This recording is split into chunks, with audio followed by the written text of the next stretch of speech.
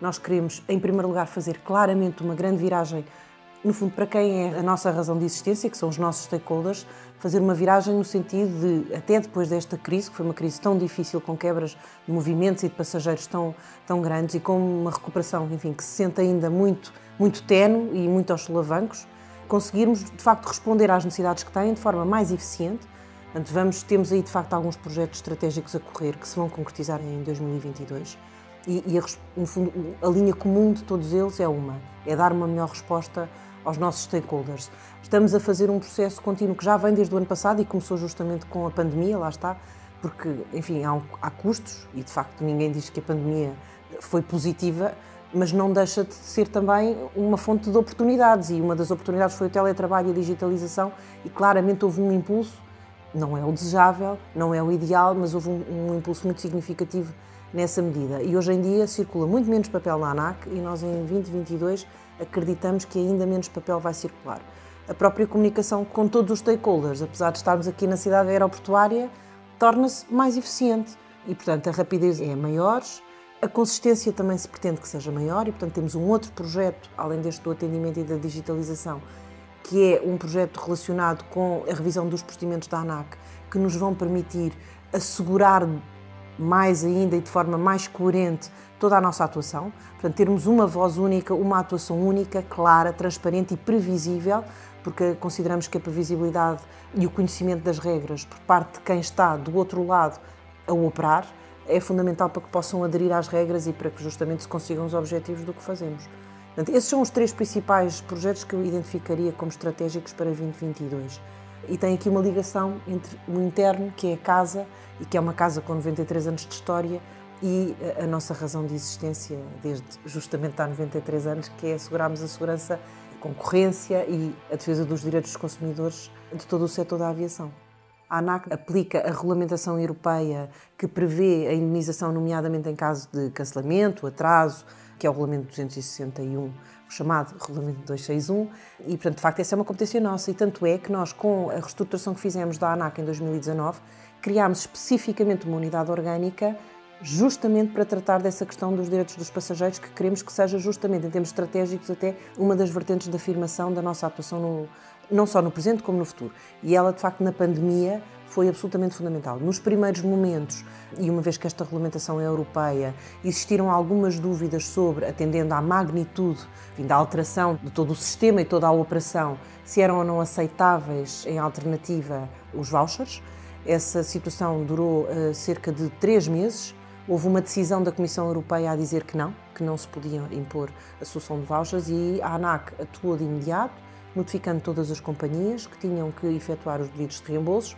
tendo em conta que a capacidade de resposta ao número de pedidos efetuados e o montante inerente, a primeira baixa e a segunda elevada, o reembolso não se processou de facto ao ritmo que se pretendia. Houve inclusivamente, o ano passado, um processo de supervisão desenvolvido ao nível europeu, que acompanhou a situação dos reembolsos por várias companhias, e nós transmitimos toda a informação, tivemos inclusivamente alguns elogios no respeito à atuação, sendo que ela não foi perfeita, e do ponto de vista do consumidor, que não recebe em 8 dias, naturalmente, percebe-se insatisfeito, mas se perceber o quadro conjunto, em dezembro quase todas as situações, exceto algumas de teor mais complicado que tinham a ver com o tipo de reembolso, estavam praticamente resolvidas. Entretanto, surgem novas, porque com as limitações, nomeadamente no que respeita às viagens aéreas, há outras situações idênticas que depois provocam novas ondas e, portanto, estamos a acompanhar.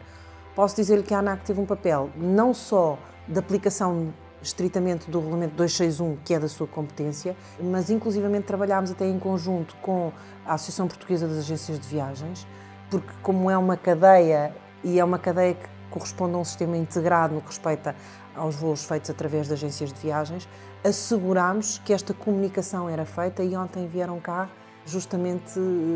saudar esta cooperação que existiu e que teve frutos muito positivos. E em última análise beneficia o passageiro e a credibilidade do setor aéreo. Eu sou formada em Direito, portanto venho da área jurídica, da área jurídico-económica. Trabalhei, de facto, centrei a minha atividade profissional nessa área e, em concreto, na concorrência, e foi assim que cá cheguei, através da regulação económica e não tanto da parte mais operacional, enfim, que move tantas paixões no setor da aviação. E por essa via desenvolvi, de facto, durante 5 anos aqui um trabalho, de alguma medida também muito virado aqui para a casa, porque é uma casa que tem gente muitíssimo qualificada, com uma experiência difícil de encontrar, enfim, a não ser justamente aqui, às vezes aqui nesta comunidade aeroportuária à volta, e também na área da relação económica, tendo surgido depois este desafio de passar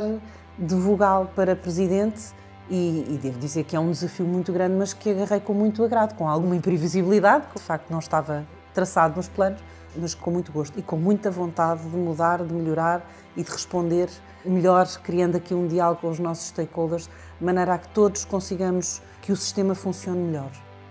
A principal missão de um presidente, enfim, a metáfora não é muito adaptada se calhar aqui à sala onde estamos, mas eu acho que é um bocadinho ser um maestro. E é um maestro interno, porque toda a gente tem tantas competências, conhecimentos, que importa interligar,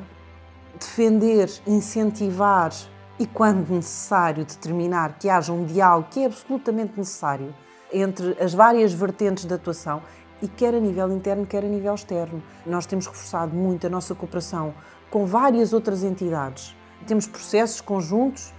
com as forças de segurança, com a Autoridade Nacional de Emergência e Proteção Civil, com a Direção-Geral do Consumidor, a Associação Portuguesa de Agências de Viagens, com a DECO, que só com diálogo nós conseguimos resolver problemas, porque isto não é estanque, de facto. E, naturalmente, com todos os stakeholders que têm necessidade da nossa intervenção, desde o transporte aéreo, à manutenção, ao licenciamento, à componente do licenciamento económico e operacional, à parte da security, e, portanto, todas essas áreas interligadas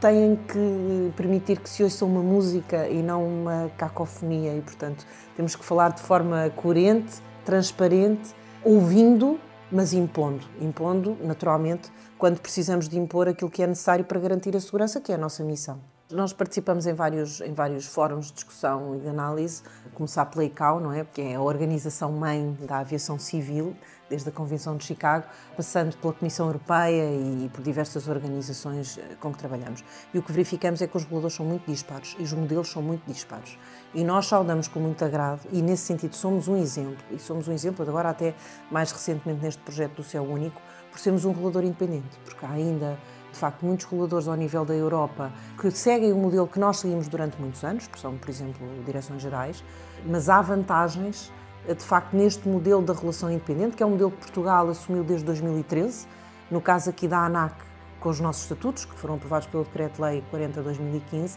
e isso, de facto, reforça a atuação, e uma atuação independente que nos permite ter outra expressão e atuação no setor. Portanto, isso é um elemento distintivo, por exemplo, não relativamente a todos, mas relativamente a alguns, porque é um modelo tradicionalmente até mais anglo-saxónico do que propriamente da Europa continental. Nós não ficamos mal comparados com nenhum regulador europeu, diria. Estamos claramente a reforçar os nossos quadros, tínhamos uma carência grande de pessoal, não está terminado esse reforço, mas estamos a fazê-lo, isso também nos permite dar uma resposta melhor. Somos ouvidos e escutados com muita atenção em variedíssimas matérias, desde a relação económica, passando pela security, onde temos trabalhos até em coordenação com outros reguladores, nomeadamente o britânico, trabalhos apresentados a nível internacional e, portanto, temos uma cotação muito boa. Não quer dizer que não se possa sempre melhorar, afirmar e ter uma atitude cada vez mais proativa em matérias tão importantes como agora o ambiente, por exemplo, que está a surgir. Estamos a apostar claramente na formação. Portanto, temos uma atualização da formação e queremos, de facto, ter aqui um planeamento no que respeita não só ao recrutamento, mas também à formação. É importante termos alguma liberdade de atuação nessa matéria, efetivamente, para agilizar todo o processo. Há sempre constrangimentos inerentes ao facto de sermos uma autoridade pública e esses constrangimentos traduzem-se na limitação normalmente material, no que respeita, por exemplo, a alguns projetos relacionados aqui com melhoria das instalações, com o reforço necessário em termos informáticos até para o processo de digitalização. Portanto, mas naturalmente isso prende-se com um conjunto de autorizações que em determinados casos é necessário para atuarmos, nomeadamente do ponto de vista financeiro, pelo facto de sermos uma entidade pública, cobrarmos taxas, termos que dar respostas e, portanto, estamos sujeitos, não obstante a nossa independência funcional, que é absolutamente intocável, estamos sujeitos a um conjunto de controlos que naturalmente às vezes limitam um pouco a nossa atividade. Mas temos que lidar com isso da forma mais eficiente possível. O objetivo hoje acho que era marcar um bocadinho este dia em que o Conselho do Ar faz 93 anos, enfim, temos aqui uma galeria à volta de todos os ex-dirigentes passaram por esta casa, desde o secretariado do ar, nomeadamente aqui com o, na altura, tenente, mas posteriormente general Humberto Delgado, temos 15 dirigentes e é a primeira vez que temos uma mulher, portanto a 15ª dirigente, e é a primeira vez que temos uma mulher aqui ao comando desta casa, portanto nos comandos desta casa, verdadeiramente, e acho que isso também é um marco que é, enfim, que será de referir, até porque estamos numa altura em que isso, de alguma forma, em Portugal, e aí também uma marca distintiva, é uma situação comum a várias entidades aqui do nosso setor e nos mais diversos âmbitos. Na TAP, na nave, na Porto, portanto, nas transportadores aéreos, navegação aérea, handling, na própria ANA também, em termos operacionais. E, portanto, temos aqui um conjunto de senhoras que eu acho que vão dar um cunho diferente à direção e o que é dirigir aqui os vários intervenientes no setor aéreo e que é importante também marcar de alguma forma.